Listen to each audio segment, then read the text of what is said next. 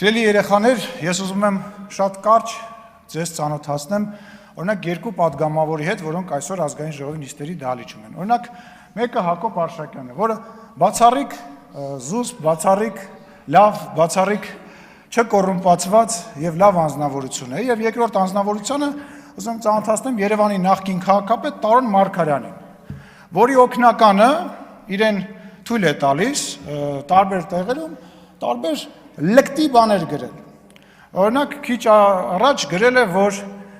տոնածառը զարդարում են թանկ խանութից եւ մեկնաբանել է լափել միջև վերջ ալեն։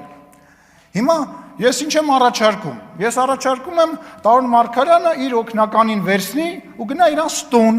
որպեսզի իր օգնականը տենա լափելը որն ալնում։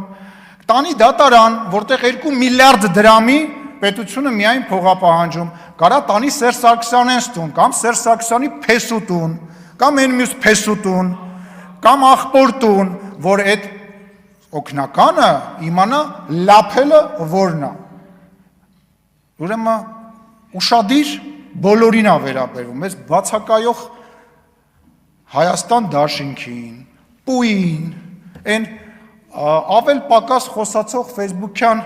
չգիտեմ, ակտիվիստներին, դերասաններին, կապիկներին, փող վեկալող մարդկանց, այո, մենք ընդունել ենք էթիկայի կանոնագիրք, բայց հանկարծ չսխալվեք,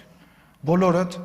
ձեր պատասխանը օրենքի սահմանում ստանալու եք, հանկարծ չսխալվեք, մեր դաստիարակությունը, մեր պատասխանատվության զգացումը հանկարծ չխառնեք, ես բոլորի անունից ինձ թույլ եմ տալիս իմ գործընկերների անունից ասեմ, կրկնում եմ,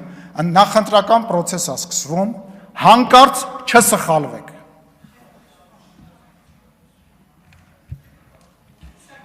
Շնորհակալություն բարի խոսքերի համար։